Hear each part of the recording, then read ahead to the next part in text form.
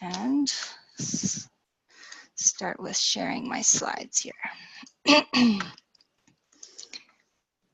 All right, just want to be sure that everyone can see the slides. Somebody give me a thumbs up maybe. Yes, awesome. Okay. All right, so I'm going to dive right in and just note that this presentation of at least my portion is sort of a combination of some stuff that I presented at CIM last year, as well as some stuff that I highlighted at the Minds and Tech conference. So there's a bit of a collage, and I hope I can highlight some of those things. So I'm going to jump in with this. So this is a simplified view of productivity, and it's really thinking more holistically about our developments and generally assessing the value that is derived overall in comparison to the time, money, and effort invested in our developments, not just in obtaining the ore, but overall. So it's obviously not a true calculation, but it's more of a sense of how you feel in terms of how you're performing on this for that property. So I'd like you to take a minute and think about an operation or a development that you're currently involved with and rate its level of productivity on a scale of 1 to 5. And just keep that in your mind, because we'll come back to that at the end. And then I'm going to go through a number of things in this presentation that I hope you'll see some opportunities to add some value to your property if you view it from a frame of mind that the barriers can all be removed. And then we will write down some things that are stopping you right now. So today I'll take you on a journey discussing sort of the realities of mining, the money that we spend and why we do that. I'll look at some of the bigger risks that we face that are driving a need for change. We are seeing some shifts, so I'll start to highlight a few of those, as well as some residual views around that. And then I'll introduce some thoughts for increasing the value. Some of these are already tried and tested, and some are not so much. And then we'll finish with Janice and Brian will talk about some of the collaboration opportunities that we should be taking advantage of. So it's been said by a lot of people that mining is really just a waste management exercise. And I do tend to agree, because we handle a lot of materials and most of them are considered waste. And each of our properties are very unique and variable. There's not really a one-size-fits-all approach that we can just sit down and really streamline and optimize, and it works for everyone. We also have challenges with the long-term stability of our residuals left behind, and that is a common challenge for all of us. The residuals have chemical and geotechnical issues that we need to work on, and each of them introduce risks and really are the cause of a lot of the negative perceptions that we have from outside of industry, coming from past practices and ongoing failures. And as a result, we do face very high costs in all of our life cycle stages. So what do we spend money on? We have all kinds of money spent on data collection and setting up the management of these things and analysis. So we're looking at our deposits, our geology around it. We're looking at the surrounding environment to see what may be impacted or what might impact our projects. So we're drilling, sampling, collecting data from exploration, compiling all that, modeling. We're looking at the geochemistry of our ore body as well as the waste materials around that. We're testing processes, we're piloting, we're supporting all of those studies, and we're also looking at what kinds of tailings and waste rock we might produce and how we might need to be able to handle that. Now add to that, of course, all of the baseline environmental studies and all of the efforts that go into engaging our local stakeholders, the communities around us, those landowners and rights holders. All of those things that cost a lot of time and effort. So then the next thing is we spend money on ensuring that we're going to safely manage all of these materials that we handle over the duration of our development. So we have all kinds of siting studies and field investigations. We're doing our design work, construction, and then the maintenance of these facilities right through to closure. We have, of course, all kinds of modeling and monitoring of these facilities, and the material handling, the dewatering, water management systems, all of these things. And just having the staff on site to monitor and then regularly report on that performance so that we can make sure that everything's staying on par and we're maintaining our licenses. Now, we all know that we have some mounting challenges within industry. They're being highlighted at every conference, and many leaders within industry. These are just a few slides that I grabbed from the Mines and Tech conference, and they're repeated over and over again. We have lower grades, we have harder to find deposits, we have diminishing productivity even after you account for the low grades. And we have a lot of increased visibility. There's a lot more regulatory and societal requirements and concerns that are making it very difficult. It's more costly and it's more time consuming to obtain our approvals to move ahead. So that combined with the fact that we really have fallen off the track of innovation alongside the rest of the world, where technology is drastically changed in just a few short decades. We have barely moved the needle in mining. We are doing some things, but it's always incremental. Now, on top of that, we have some other big risks that are surfacing. The first is from disruptors like Apple, who recently publicized a no more mining objective.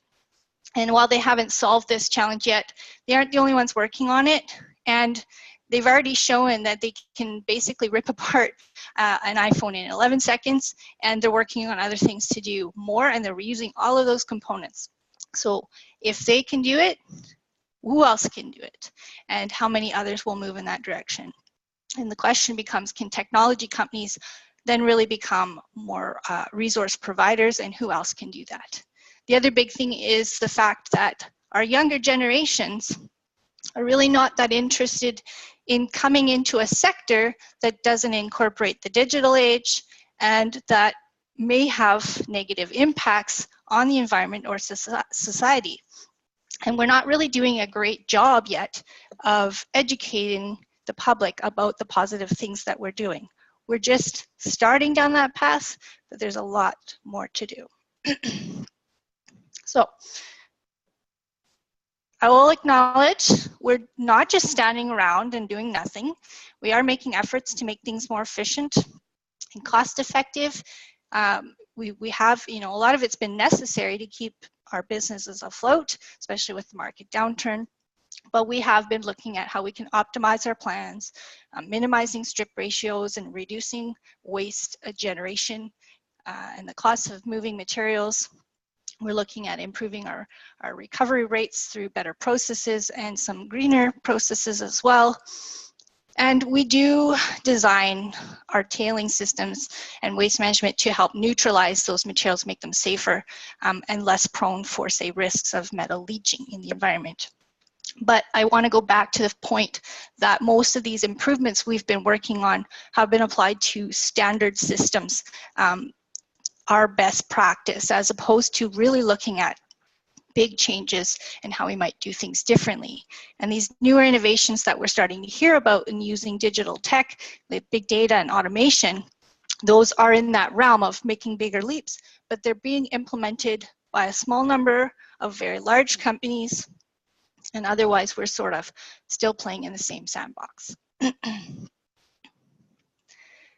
So what worries me most about all of this is that even with all of the innovative things that we're doing, we still have a lack of focus, of proactive focus on making changes in our tailings management and closure practices. We're actually instead increasing our risks in this area substantially. And many haven't really taken the time to notice or care enough to make that change. So tailings are one of our biggest business risks and liabilities that we have. And even after the recent larger scale failures that we've seen, there's still a lot being taken, I guess, enough forethought on that. And this became really apparent when I was at a conference for Mines and Tech. There's nearly 200 people in attendance. By the time that we were talking about tailings, there was only about 30 or 40 people that stuck around to hear about what we might do differently. And I just read another article on LinkedIn that highlights exactly the same issue at another conference. So what has been highlighted by Dr. Andy Robertson is that we've been actually increasing the risk of tailings 20 times every 30 years or so. And he has tons of data to show this. He talks about it all the time. It's because we have lower grades, so we have more volume to deal with, we have longer and higher dams, and we have much larger footprints. So it's just increasing substantially.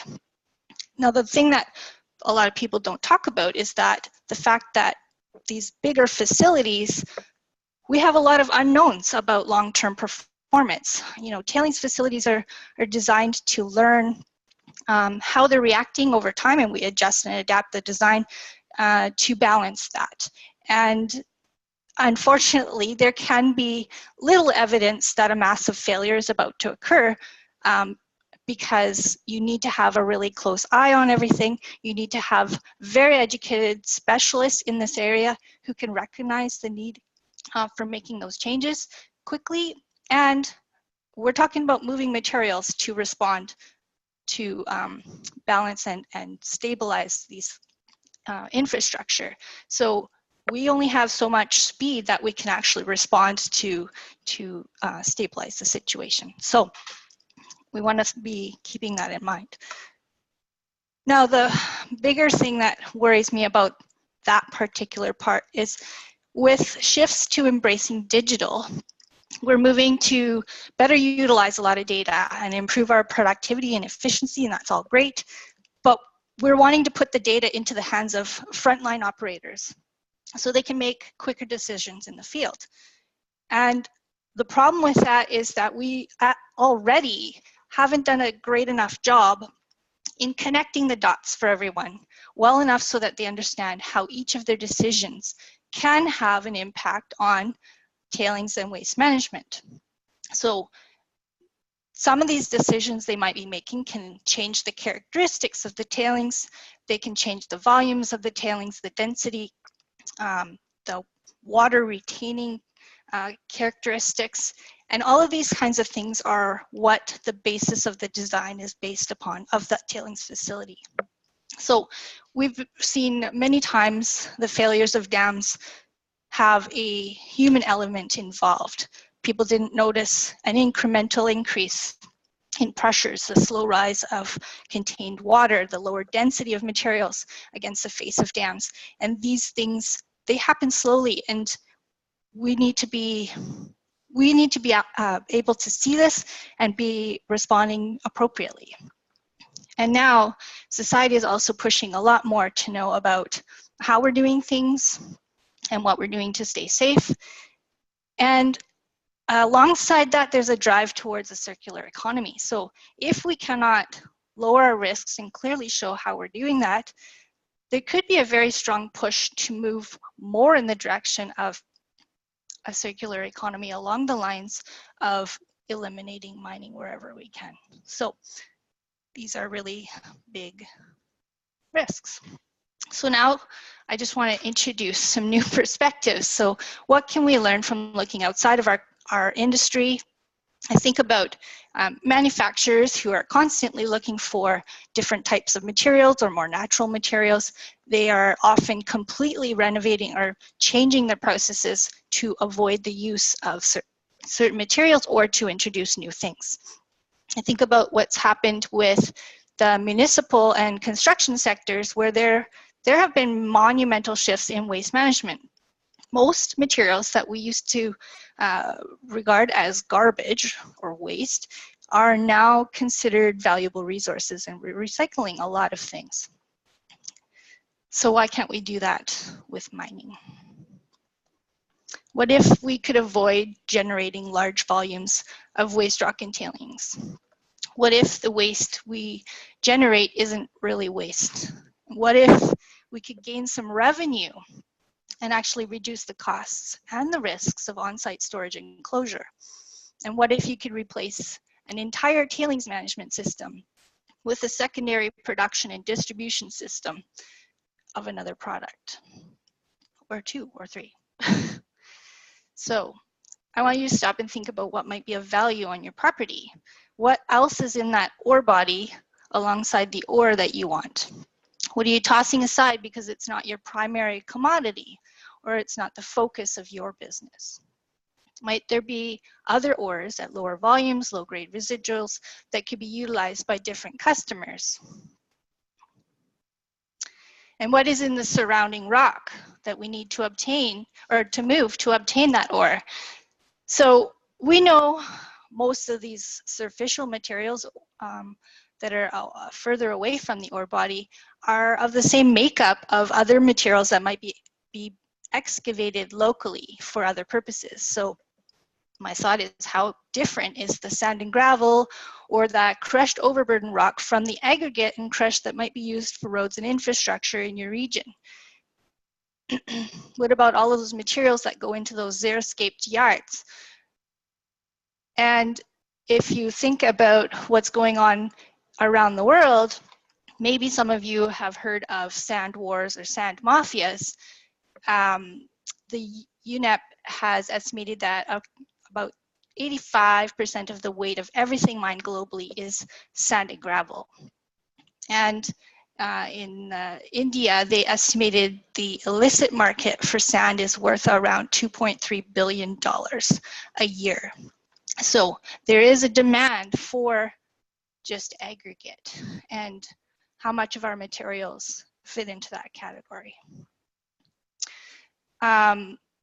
This is pulled from some work that's being done in the EU, and they show basically all of this work that's been done to assess their mine waste and look for critical materials and elements that are necessary for a digital future, our shift to renewable energies and battery storage and all of these other things, and they're just sitting in these waste piles. So why haven't we done the same thing in Canada? Now, I just want to highlight, where have some of these kinds of activities already happened? We know that there's a lot of companies out there going around to assess waste materials for their value, whether that's to support remediation or it's just for making some money in their own business. These are just a few examples that I pulled offline. Most of them are associated with tailings reprocessing. So the things that I'll highlight about them is that their success has been reliant on there being newer technology that gains from poor past recoveries and the volumes of the tailings that are there. They are still also only looking at pulling residual ore from that originating ore body and just sort of regurgitating the waste and putting them back in another containment facility or whatever that may be.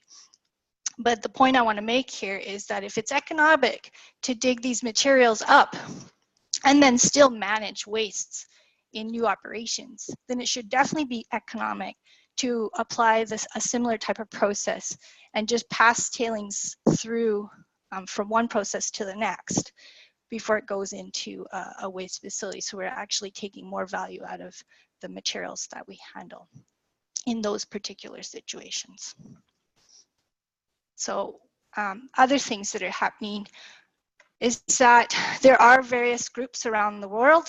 I'm just highlighting a couple that are more local that look at waste materials as their primary resource and see what they can produce out of that. So the Minerals Research Laboratory in North Carolina has actually become a leader in the production of industrial minerals from waste materials.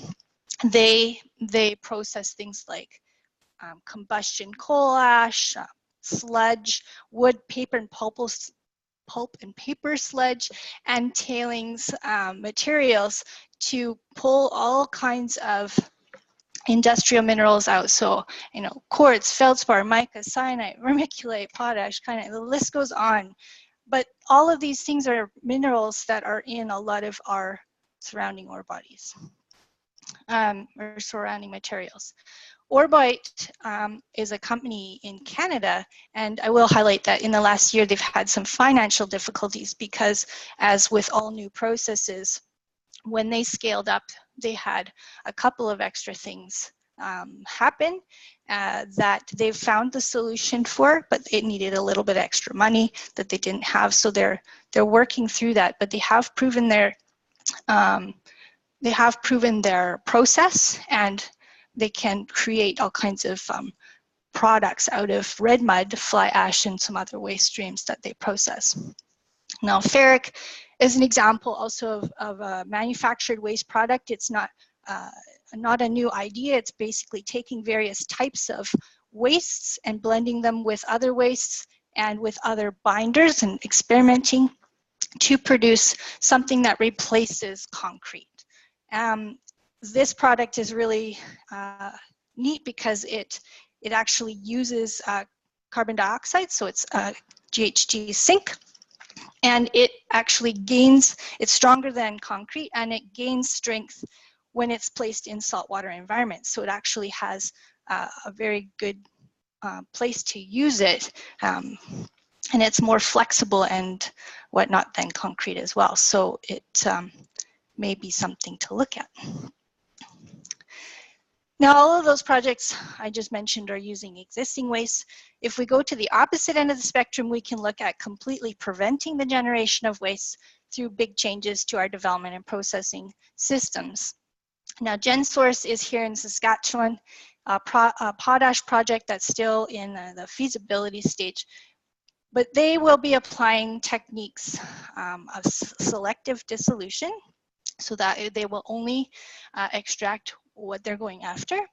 They have an enhanced crystallization process, so basically pulls out what they need from the brine that they'd be circulating, and then using that recovered brine to put back underground to continue processing.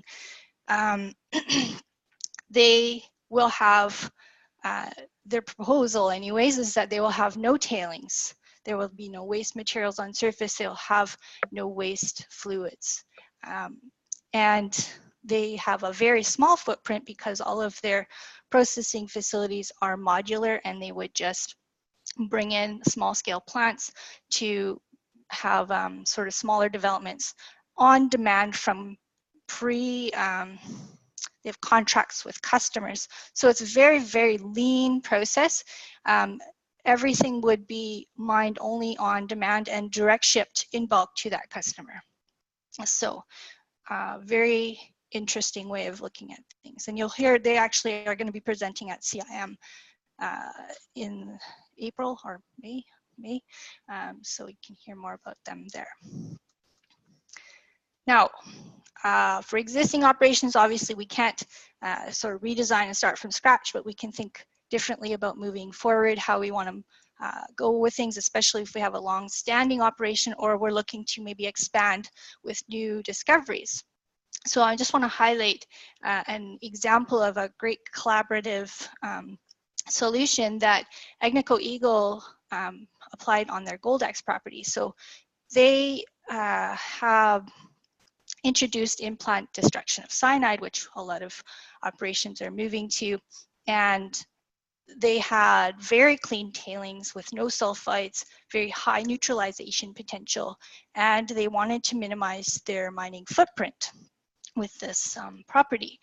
The Manitou mine is 25 kilometers away, and it's had very, very highly acidic tailings. It's a legacy site with a lot of different challenges, and it was needing cleanup. So they ended up making an agreement with the government to place these new tailings on top of the Manitou tailings to help cover and neutralize the legacy site, help to rehabilitate the site, as well as provide them a new tailings facility with no additional footprint expansion. So thinking about things like this, where we can collaborate and bring advantage or improvements to an existing problem while we continue to develop and operate our own properties, is an excellent way of looking at new things. This is another example of turning challenging historic waste into an opportunity.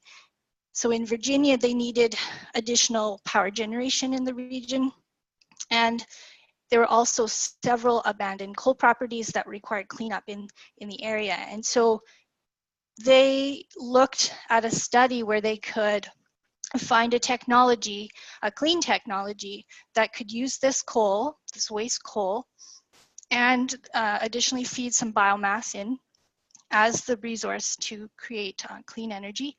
They are using a brownfield site, one of the old operations from coal mining, and they have provided jobs for local citizens as well as are cleaning up the region all in one go. So really great outcomes from that type of study.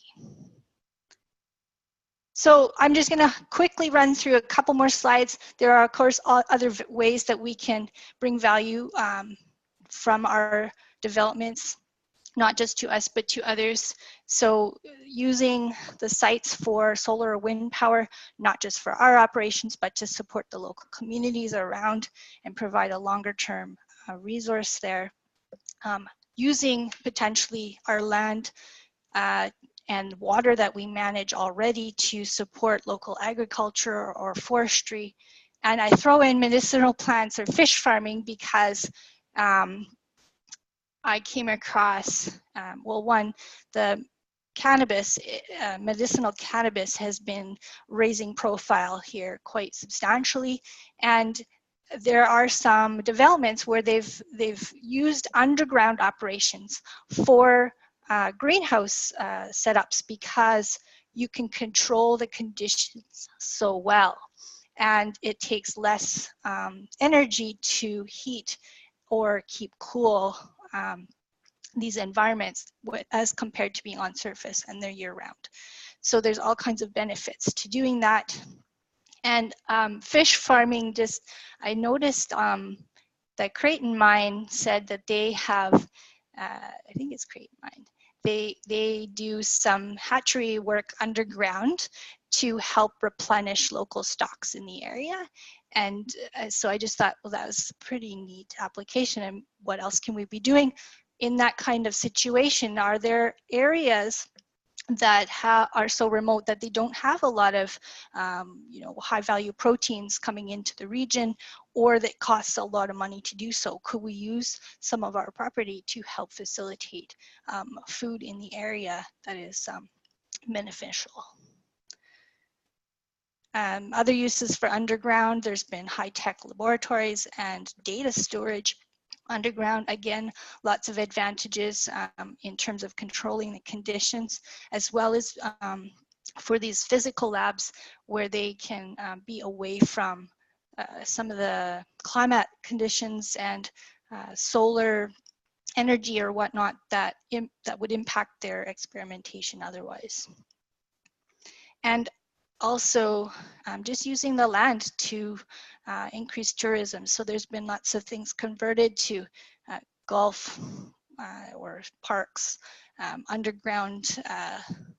I've seen some stuff around trampoline parks and these motorbike type of things underground. And it's, I think the big message to have for those is it is much better to plan in advance for what you want the end result to be used for, as opposed to just operating for our own purposes and then handing something over that may or may not work for that other application, or cost a heck of a lot of money to retrofit and make it useful. So planning ahead. Now, I know that most mining companies don't want to take advantage or take on some of these endeavors because it would mean adding resources in areas of expertise that they maybe don't currently manage. And we're at a time where we're looking to limit expenses in additional areas and focus more solidly on our core business. But in most cases, these examples could be accomplished through partnerships and result in a lot of win-win outcomes. The technologies are there, the knowledge bases are there, and if we're sharing, if we're making partnerships, we can share costs and make the feasibility of both a lot better. So I just want to put the challenge out there that maybe look back at that productivity rating that you gave your property before and think, would you still rate it the same? Are you gaining all the value that your site might offer? And what else could you do?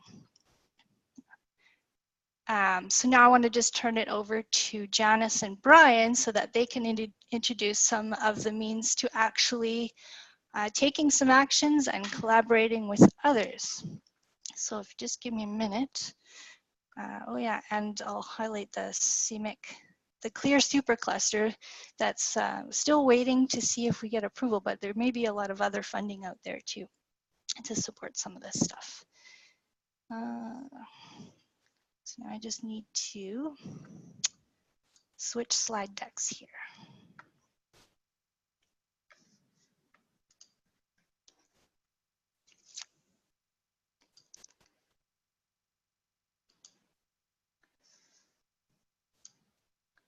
All right, can you see the other slides now? Okay. All right, Janice, Brian, you're on. Just All right, thanks very much, Karen. Oh, we're getting feedback. Let's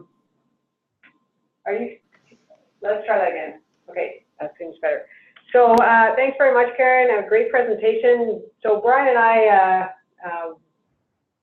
were invited to present, to give an update on what would happen at the workshop in December and where we are now. So thank you very much, Koala and Karen, for that invitation. So if you weren't at the workshop, we just give you an update. So essentially what we're doing with this project is okay, maybe the next slide. We're going to advance the slides. Karen, to get the next slide. So there are a number of things that are going on at the same time. So we have what's called the National Collaboration Strategy for Mining Innovation, which was launched last year and endorsed by the mines ministers in August.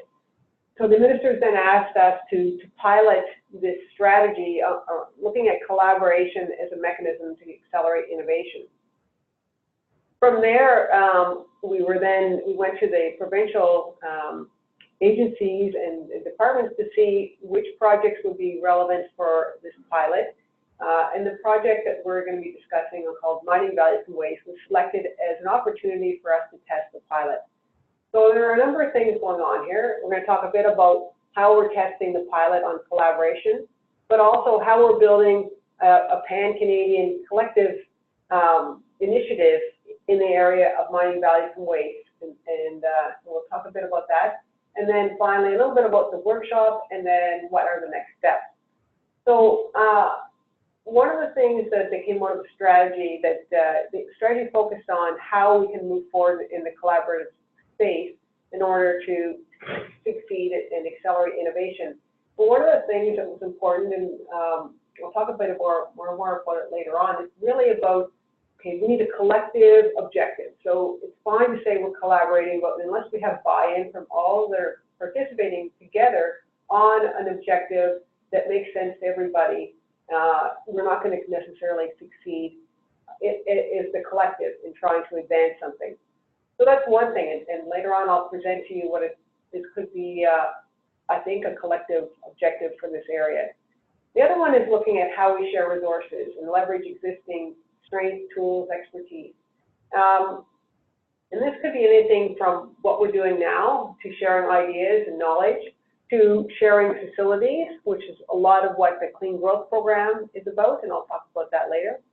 But also kind of collaborating on projects jointly, whether that be in the virtual space or the physical space.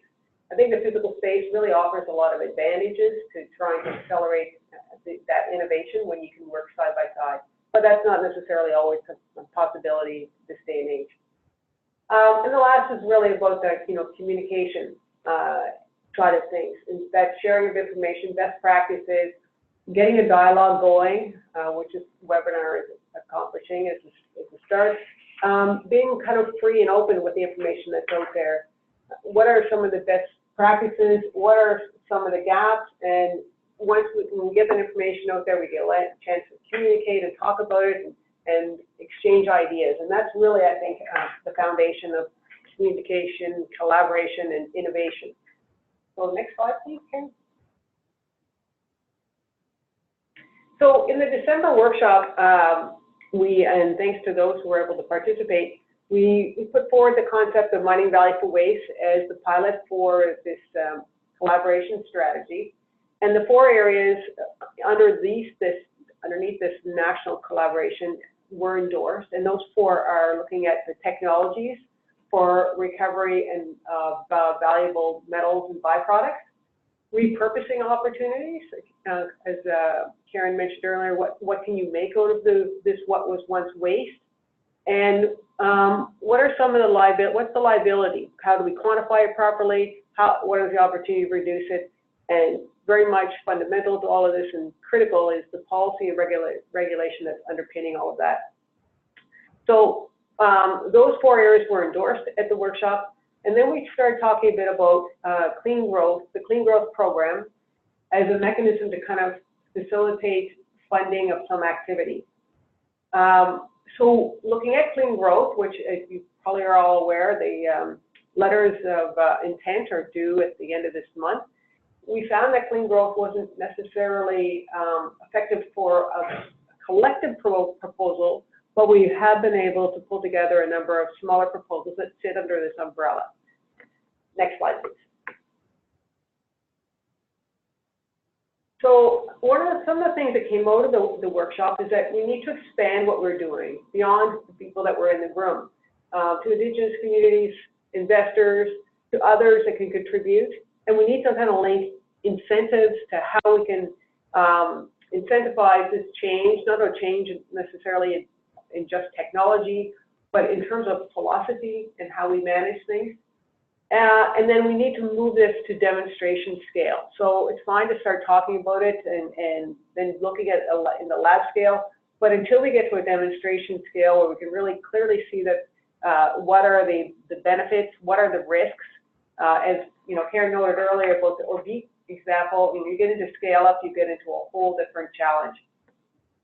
And then also the focus on liability reduction, not just byproduct recovery and not just metal value recovery and the value side of things, but really the liability, the fact that you can reduce the impacts to the environment, reduce the liability costs to companies in provincial and territorial jurisdictions, at the same time as creating value. But also too, we needed to look at better models for the data. Not only just the liability models that we talked about, which seem to be either not as transparent as necessary, but also not necessarily consistent from one jurisdiction to another.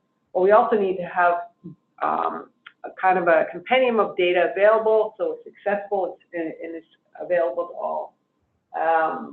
We needed national leadership and a holistic approach. This is bringing people together in order to contribute, and that's one of the things with the collaboration strategy is trying to engage all that are interested in contributing.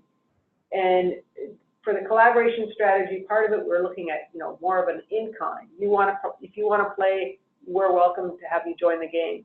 And we're not necessarily have availability funding at this point, other than with the Clean Growth Program. And the report for this workshop will be being finalized and will be available in publicly very shortly. Next slide, please. So in preparing for this webinar, I tried to put out a draft objective that maybe we could discuss, you know, something that maybe we could get behind as a pan-Canadian initiative. And this would be a pan-Canadian effort to develop tools and technologies and policies to de-risk and accelerate demonstration of full-scale waste reprocessing projects to reduce mine waste liability and provide value. We can talk about that at the, I guess, at the end of the presentation in terms of thoughts around that common objective. I didn't even check with Brian when I put it together, so it's kind of very fresh. It's just out there for discussion purposes. Next slide, please. So where we are now is trying to continue with building the network. We know that there are many individuals and groups and organizations working in this space, but we need to really kind of formalize who's doing what, where, who is interested in contributing, what's available for sharing, what resources are out there, what facilities are out there. So that's one of the pieces we were going to be working on immediately. So from there, we can look for the synergies, opportunities to collaborate. And I think that'll start to come. I mean, even at this event, this webinar will help to continue on that dialogue of getting us talking and seeing where there are opportunities, where there are gaps, and who can contribute.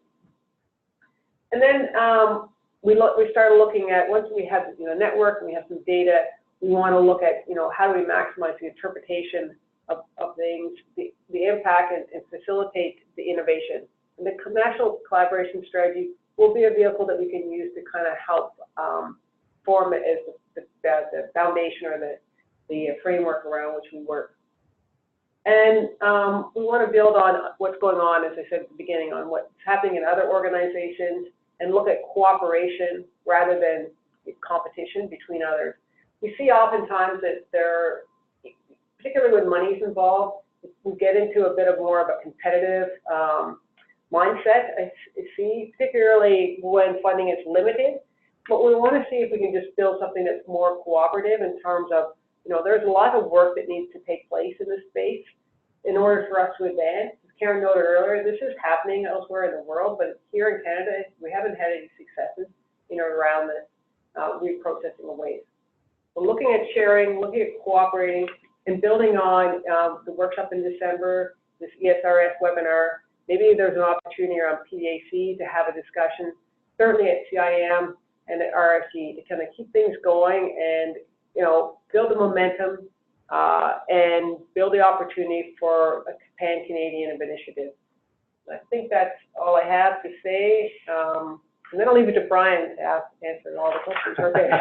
See if there's anything else I missed. Thanks. Oh, you're muted. Right. Guess I should unmute myself.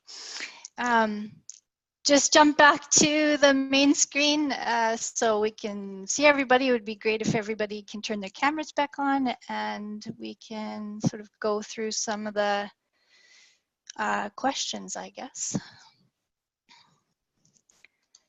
So.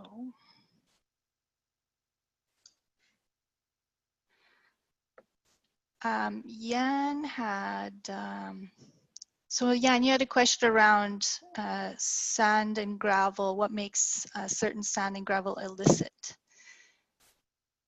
Oh, can you unmute yourself? If you're going to speak up, you have to unmute yourself. Oh, sorry, I forgot. Yeah, I'm just curious what makes it illicit. Is there a certain mining of sand and gravel that's illicit? It's not a big deal. I was just curious. Yeah, there are groups that are going around and illegally digging up beaches on small islands and things like that on the other side of the globe and selling it off as material for use. So right. There's a demand. So they just go anywhere and they take it and run. Yeah. Thanks. Yeah. There's, if anybody's interested, The Economist had a little video about sand being the resource that is in very limited supply these days overall, and they were talking about, which I thought surprising, was the largest importer of sand right now is actually Saudi Arabia, because although they live in the desert, the quality of the sand there is not actually the type of sand that is good for the purposes, construction purposes and things like that. And the thing is that they are moving, everybody always thinks the first thing they go to is the cost of moving materials, but people are moving materials around the globe. So it's happening, it's yes. economical. And there's a lot more demand for different uses of sand now too, right? If we think about fracking and some of the newer materials, even renewable energies, a lot of silica used there. So there's a lot more uses for it than there used to be. And I recall one of the discussions here in Ontario when I was attending some of the Ontario Mining Association meetings. There's a bit of a tension between whether your property should be considered a quarry or an aggregate resource, because there are additional taxes associated with that. So that kind of prevents people from thinking about generating value out of their property. They don't necessarily want to be going into this other direction that's not a primary focus of their operation, because for management purposes or tax purposes. So anyway. Yeah.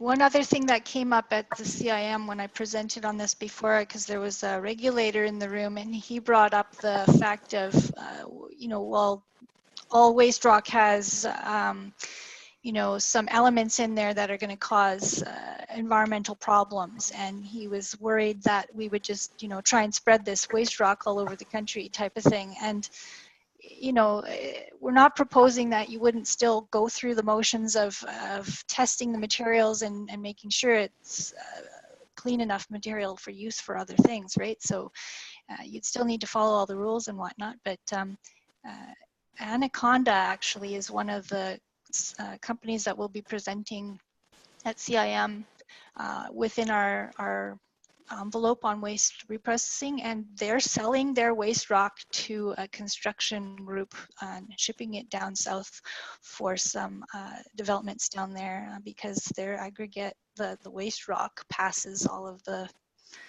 check boxes. So really cool story.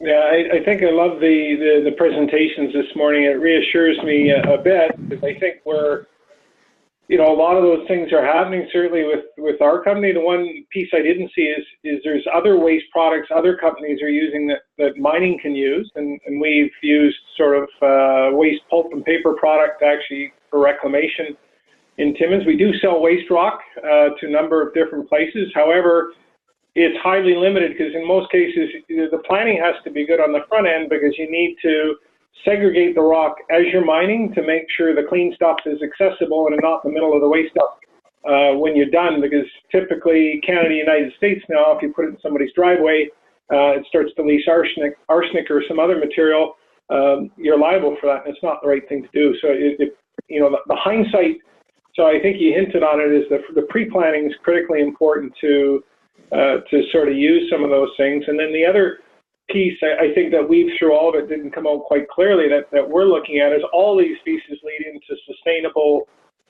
development for a community elsewhere. So as you said, the companies may not want to get it to themselves, but if you plan it right and set it up for the back end, typically you have to manage tailings ponds, you have to hold properties in perpetuity now, and it's important to have a source of revenue for the local community and the property itself. So we've tried growing fish at one of our property in old ponds, and that's been successful, eggs, farming, and now we're getting into the solar. So I think, you know, all the stuff we're talking about fits really nicely in that cradle to grave type planning if it's done well. And if it's not economic today, at least if you segregated it properly, it may be economic tomorrow or someday in the future. So we don't have to think of it with a mindset, what's today's price, but, you know, someday these either the regulations will change enough or the product will be in demand enough that it will be valuable. And if it's sitting there and it's identified, certainly important. So I think all great things, and I'll share a couple of links with you. Two products that we're working on. One is EcoTails. So that's the combination of basically fast filtered tails and combining our waste rock and tailings into one facility, which eliminates a lot of the water, because the one thing you mentioned in your thing is we move more water as a company than we do rock on a global basis. So really it's about reducing the water we move and using that water more effectively. And then the other piece is moving less waste. So the other part of the equation is you don't want to generate as much waste to begin with. So we have a waste to ore program looking at X-ray technology to X-ray all the rock that goes through and just sorting out the ore. We think we can reduce 20 to 30% of our waste handling through the mill and into tailings by getting rid of it on the front end. So I think there's a lot of companies working on, I think, great initiatives to sort of pull this all together, and it benefits the mining industry. I think long term, this is a huge sustainable piece for our industry if we all work together to make this work right. That's awesome to hear.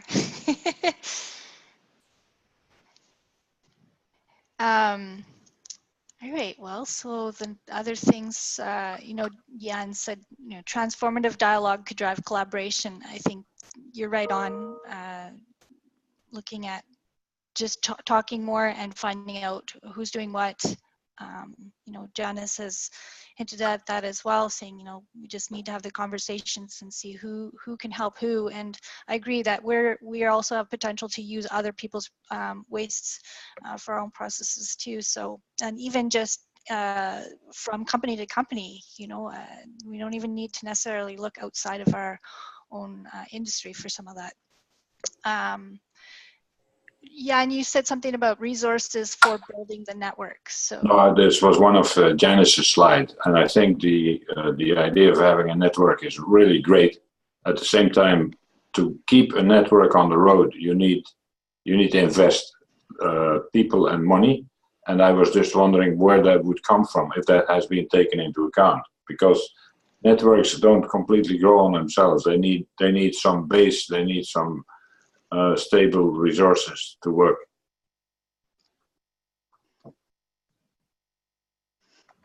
Yeah, good point, Jan. We certainly are looking towards a larger funded initiative. Not currently right now, we don't have that level of funding, but we do have a little bit of funding to start small. We have the objective, though, to build this into something that's definitely far larger, which has, again, multiple inputs. A network is going to be a key part of it, and in order for it to be successful, and that that resources are used efficiently, and that we maximize the benefit that all that our participating bring. We don't want to be duplicating effort. That is another huge thing that we want to avoid. So the network itself and funding a network right now, it's going to be fairly small and getting it going. But I said, ideally, that's where we're trying to move towards something larger. Brian? Yeah, I just think that it's Brian here. I think that's a good role for somebody like us that can to sort of be the glue that tries to pull all these people together, all these organizations together. And I think that's something that we're going to work towards. How we do that.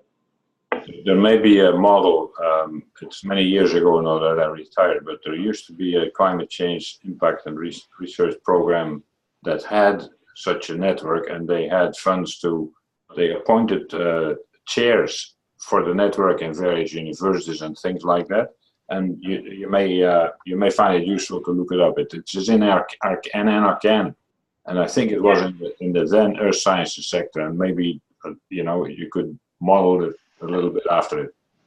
Oh, I'm very familiar with it, and we are all in the sector now. So we're the climate change adaptation program still exists. It was renewed, and I'm familiar with these working groups that they had set up in the various different areas such as mining, and so I can follow up and get the specifics for sure. Thank you.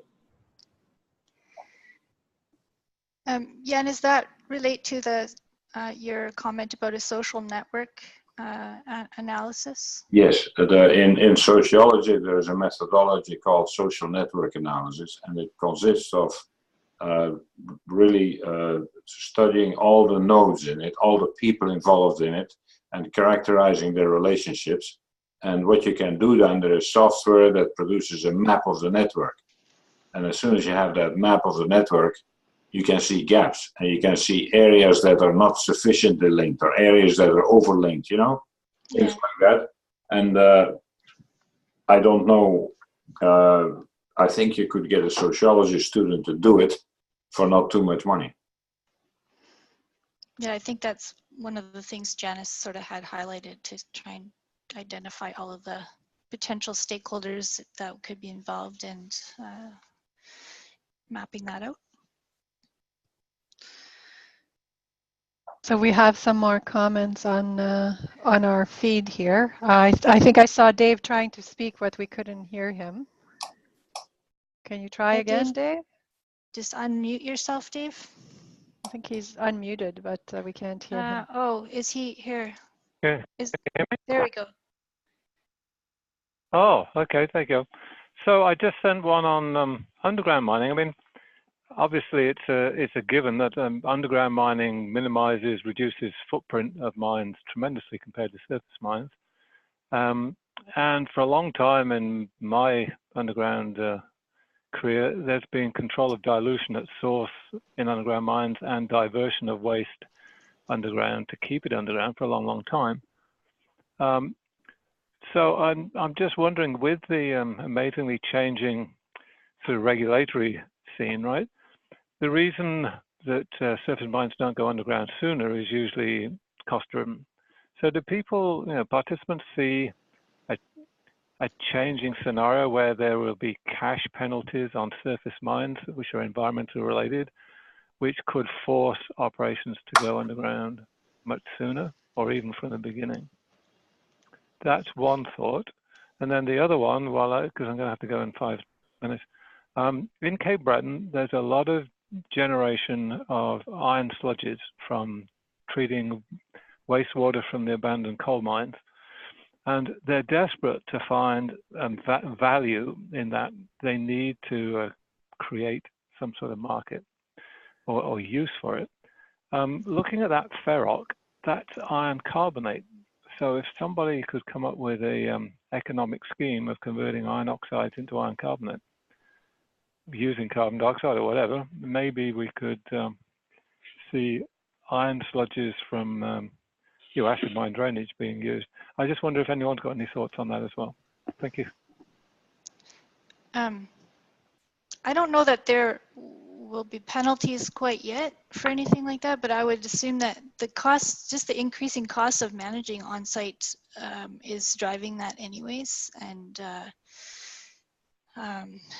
there should be a transition at some point. I mean, obviously there are some developments that can't go underground because the deposit's too shallow for that type of development, but for the larger scale systems, I think my thought is that the cost of managing on surface all of the waste materials will push it in that direction and show, when you compare the two, that there's a better opportunity to move underground. On the iron stuff, I think, in terms of finding solutions for some of those wastes that are out there, we just need visibility on what the problems are, and we need to be open in industry to say, hey, we have this waste problem, help us out. What solutions do you see? And I don't know how many companies are willing to do that yet. Well, and I think the other piece to add to Karen is the fact that if waste is managed and planned well, it's not a problem. So I think we have to be careful too, going out and idealizing waste as a problem that we have to solve in the industry.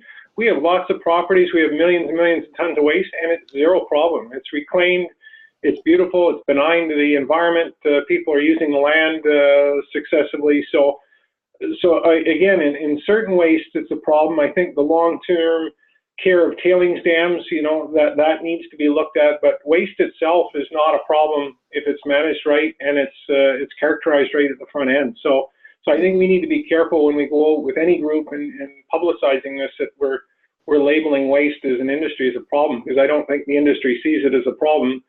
There is a management aspect of that.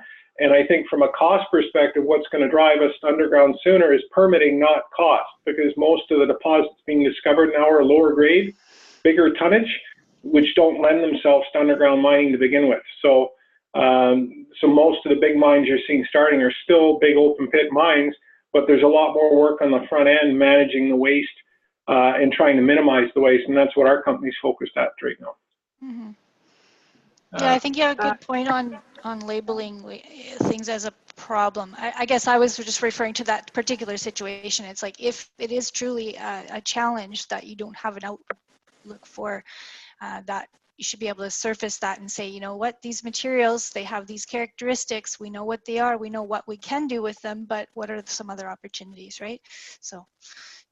Yeah. And I think that maybe this is a link to Edith's point next as well, regarding the communities. When you're speaking with Indigenous communities, they have problems with labeling certain things as waste, like waste rock and so on, because to them, everything in nature has an intrinsic value. So if you assign these nomenclature to some of your activities, it devalues them. So maybe, Edith, you want to express a little bit more about your point on consultation with communities with regards to waste and going surface, Yeah, I won't underground be. mine. Yeah, thanks, Carola. I won't be long. I just agree with Chris Cormier and Karen and even David. But it's a matter of negotiation with Aboriginal groups also, with communities around, because it can be seen in different ways. So it's just a way of making sure to consult them, because that could become an economic tool for them, or it could be a negative impact to them. So it depends. I wasn't clear in my message. I tried to delete that message, but it's the idea of managing the consultation with Indigenous groups, because most of the time they are interested with that waste. Janice and Brian, I know you had your hand up there. Do you have anything else you wanted to comment on there? I was just going to tell Dave that there's a document that back in years ago, I did a lot of work on sludge management, and they prepared a paper on repurposing and reuse and reprocessing options for sludges.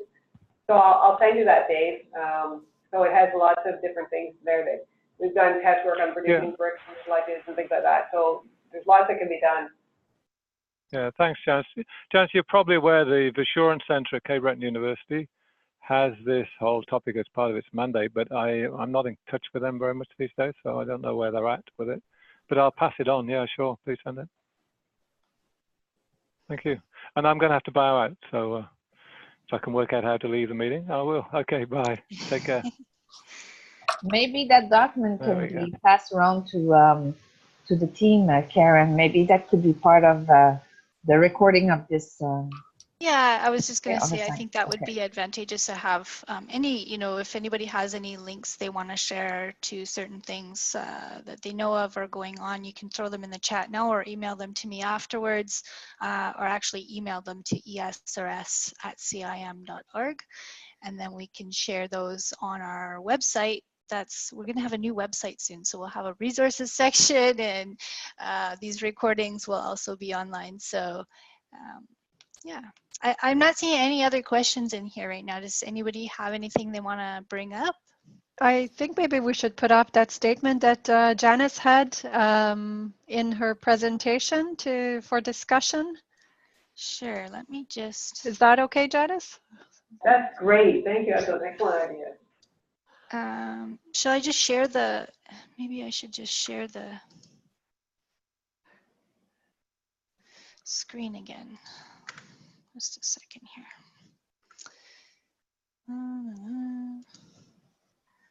Kind of got to jump around a little. There we go. Yes. I guess one thought I have is do you want it only to be on just waste reprocessing as the key thing? Like, you want to have it be a little broader than that or not? Yeah, we could make it broader than that. I think our original scope was actually repurposing and reprocessing, so we can certainly expand it out. Probably in my case, I limited it to reprocessing. So if I put in reprocessing or repurposing or valorizing. How about full-scale byproduct reprocessing, whether it's tailings or waste or overburden or sand? Okay. Yeah, I like that. Let's get away from the use of the word waste if we can. Because the reason I use the term waste is that waste, whether we want to say it's an issue or not an issue, it does get mileage when you're looking for funding if you're trying to address an issue with respect to something like waste. If it's byproduct, it's already seen as being value. So we're not reprocessing a byproduct, we're reprocessing to produce a byproduct. So a waste, I don't think it has a negative connotation. It's considered a waste because it's not being used for its maximum purpose at this point. So yeah. So what about conversion and reprocessing of wastes to create byproducts or valuable byproducts? Yeah. Or something like that. I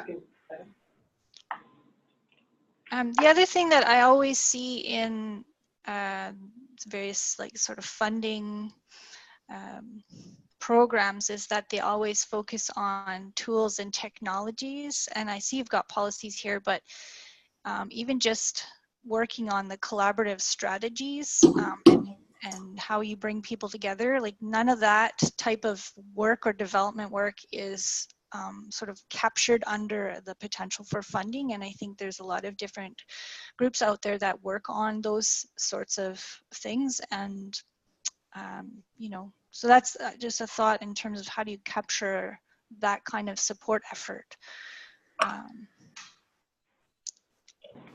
Yeah, I certainly could include something in around policies, networks or frameworks or strategies. I could change it to Pancake collaborative effort to capture it off the collaboration aspect. I know it was mentioned in the other presentation, but is this an opportunity to jump in with a group like Apple and see what they're doing? Because technically this stuff's already mined, so it may meet their criteria of looking for other opportunities. Certainly, I think that we thought about that of green, you know, green commodities, because yeah, there are it's not greenfield development anymore. It's a brownfield development. So for sure, I think it fits with a lot of the philosophy of many of the companies now, and not only just Apple, but in terms of many others, in terms of their sustainability objectives. So that's a good point.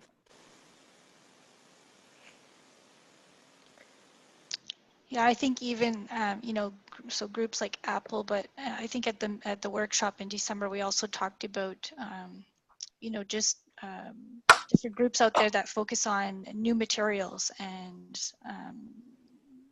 stronger materials or just different materials to use for newer technologies. They know what's sort of in demand or what problems need to be solved in that category and could look at our materials a lot differently and maybe see some opportunities there too. So.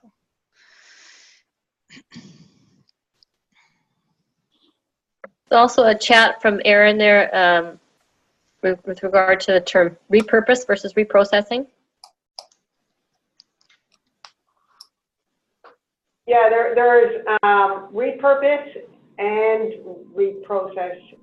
To me, they're slightly different. Repurpose is kind of is beyond reprocessing. Reprocessing is looking at the conventional. Repurposing is looking at extracting kind of new value, unconventional type of look at the waste material. So we would definitely, I think originally we did have repurposing. So I'll put that back in with the reprocessing. I guess that comment was just more around, when I read the word reprocessing, to me that means that there has to be some action done to this byproduct to make it useful for something else. And that's not always the case for the byproducts that we're dealing with. So at least including the word repurposing just means that you can take that byproduct and apply it somewhere else without a lot of extra chemical and mechanical effort necessarily. And that's what reprocessing brings to mind for me. So, Good, very good point. It's a little more friendly of a word to me, I guess. And I also often see reprocessing and conversion a little bit different too, because reprocessing, a lot of use of that term has been just to essentially take old tailings and put them through a plant again to take out residual value that was left behind before. So it's just sort of redoing it again, whereas conversion is actually turning them into different end results, more along the lines of the ones that I presented. So I don't know if anybody else sees it that way, but that's a view that I see too.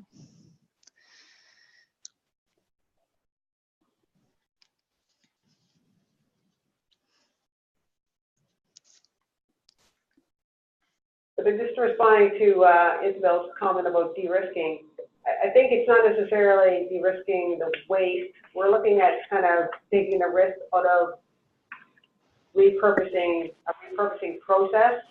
As I said before, we haven't been successful in Canada yet to actually have these type of repurposing or reprocessing operations. So we want to take the risk out so that there's no liability risk, there's no environmental risk, there's no technology risk, and it's not necessarily the risk in terms of the waste itself. It's the new process, the new approach. Is that clearer? Yeah, I mean, you kind of involve, well, all the legal risk, let's say, about reprocessing. The legal, as well as the technology, the regulatory, I think even the community part of it would be worth including. In other words, to cover off the deficiencies in order to be able to have a successful project in the end that actually extracts value from the waste. Okay. Yeah, and I think you wouldn't, I mean, some of the things that might be out there, you wouldn't actually put them into this effort of finding a new solution if there isn't some sort of risk associated with them, right? To Chris's point. I have to leave. I'm sorry. This was very good. Okay. Bye. Bye. To Chris's point, that if there isn't risk, high risk associated with it, then maybe that's not the place that goes, you know, that property or that project doesn't go into this effort, right? So I think I like the. When, how do you look at the couple? There's a couple pieces. One, I see obviously the government has probably most of the tailings in Canada, so that's one piece. The companies have the other, and we'll keep the group informed because we're actually looking at trying this at one of our sites this year and one next year for reprocessing tailings in order to minimize risk. We don't see the risk of actually doing the work because it's more technologies catching up to be able to process the material at an economic rate. So it's not worth the risk 10 years ago, but today it may be worth the risk.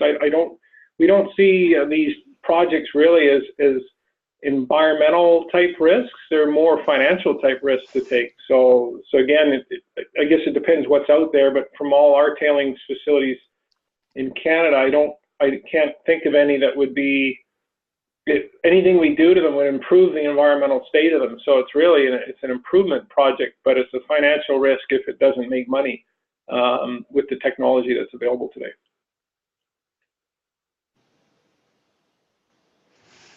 In the past, I think with some of the projects that have been tried of this nature, there has been greater environmental impact in some cases after reprocessing. So again, I mean, the risk is widespread. It can be applied to a lot various different aspects of this approach. But if people are not comfortable with the word de-risking, I still like de-risking. Yeah, I like it too. I think one of the things we talked about was, for example, with sulfur. You know, if you get all the sulfur out of the tailings, but then you concentrate it into one area, now you've got a much more difficult thing to deal with, and maybe there's additional risks associated with that. And how do you deal with those kind of scenarios? And then on the other side, I guess there's the Hollinger site, right? Like that was a reprocessing type operation. I know there's a lot of other issues involved with that, but that's kind of what's out there in the public's mind right now when you talk about reprocessing.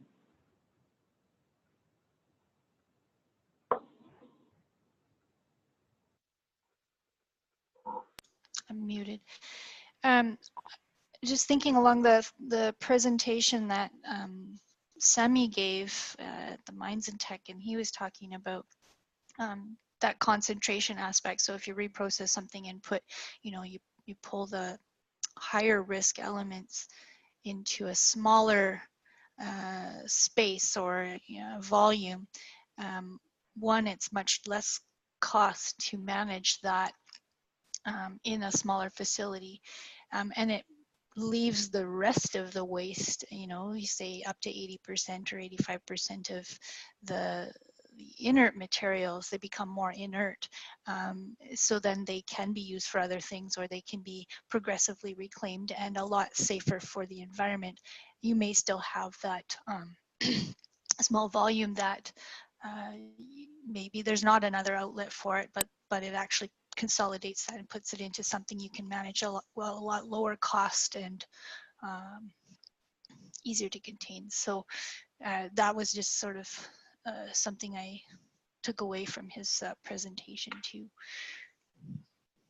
So that a de-risking methodology, I guess.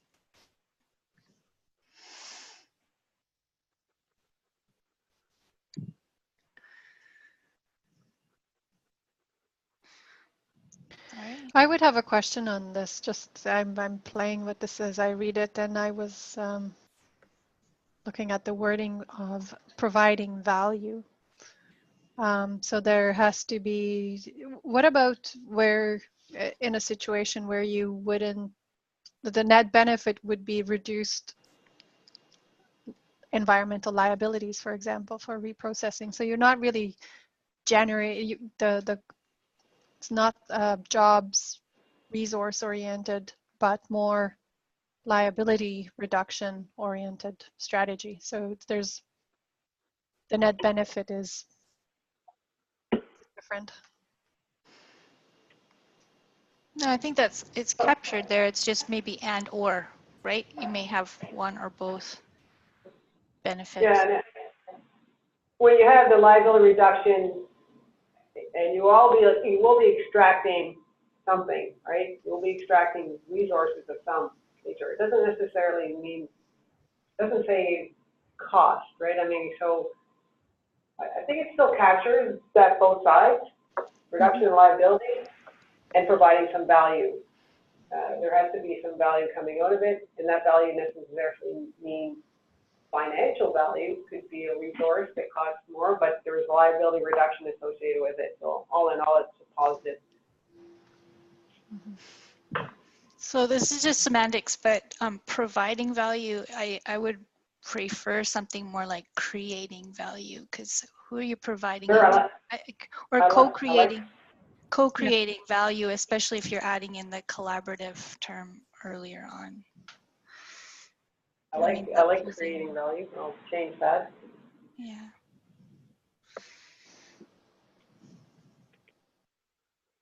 That comes back to Edith's point about working with local groups as well, right? Sharing value.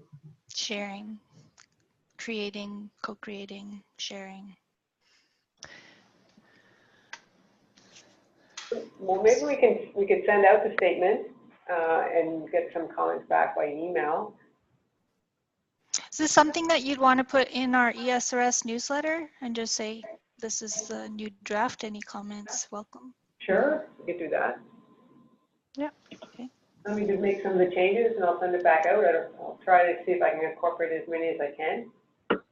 And maybe we could share the presentation as a background to this. Yeah, well, we'll share the recording link. Yeah, and it will all be in there. Yeah. Okay. So we're drawing on the close of this session. Are there any more comments to our speakers? Okay. Thank you for joining today. Karen, we have another one of these sessions scheduled for March. We haven't quite determined the topic at this time. We were looking at hosting a session that includes more of a review of our technical working groups, so that we have an opportunity to talk more widely as a society and to get a bit more familiar with what the different working groups are up to coming up. Karen will put something together on that. Any other things that we should be highlighting right now? Just a question. When is the report from the workshop expected to be published? very shortly. Probably again, Brian. Maybe another week. Another week, yeah, probably. Oh, okay, thank you. So maybe by the time I put the newsletter out. Newsletter goes out. We had a date, February. When is it? Yeah, the 20 something. Before March 2nd. I think. Could we have a link in the newsletter? Yeah. To that report? If you have it. Yeah. So it's going to go out at the end of February, the next newsletter. Okay. So if anybody is interested in joining any other committees that we have, we're certainly looking for help. Edith is looking still for multi-stakeholder dialogue, organizing that for our AGM, and we'll be looking for to help facilitate the session, as well as help develop the topic. Anything else that we're looking for help with? Oh, Karen is probably looking for help with communications. I keep saying that she does a lot of media mostly. Yes, anyone who's interested in writing and communicating, if you know any eager students who would be interested in social media and all that, we would be happy to hear from them. Yeah, and we have just open positions. Stuff. Our next news item will also outline that we have on our executive team, we have some openings as well. So we'll communicate that also. Okay. All right. Okay, so that's it for us. Thank you again for joining us, and thank you for the speakers for spending their time with us today and answering questions. Talk to you next time. Thank you. All right. Thank you. Thank you. Bye. Bye-bye. Bye.